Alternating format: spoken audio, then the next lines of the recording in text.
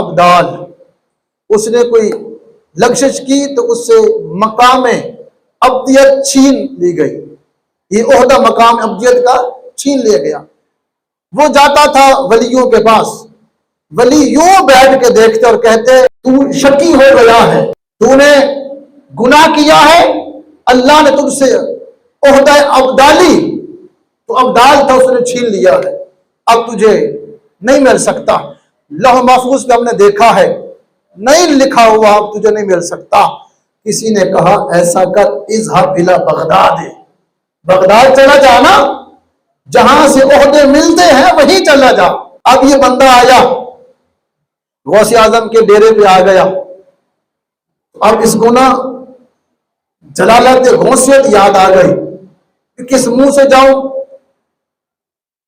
ڈر گیا، اس ڈر کی وجہ سے اتنا ڈرا کہ زمین پہ گر گیا۔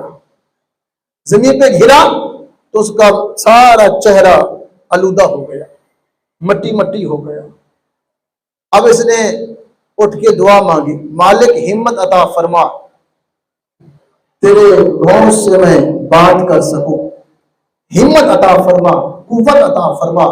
اللہ سے دعائیں مانگ رہا ہے، آواز آئی یا فلان لقد جہتک بتراب محبوبی معافن خطیتک اعطیتک مقام اعلی ومن قصا بک۔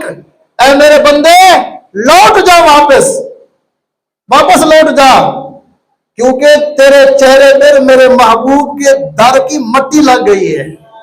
جا، جو تیرے پاس مقام تھا، عہدہ تھا، ہم نے اس سے بھی اعلیٰ تجھے عطا کر دیا ہے، تیری خطا کو بھی معاف کر دیا ہے، تیری خطا کو بھی معاف کر دیا ہے۔ غوث اعظم کے گھر کی مٹی اگر لگ جائے اللہ مقام عطا فرما دیتا ہے، خطا بھی معاف فرما دیتا ہے، اللہ اس کو محبوب بھی بنا لیتا ہے۔ پھر بتاؤ غوث اعظم کے وجود کا عالم کیا ہوگا؟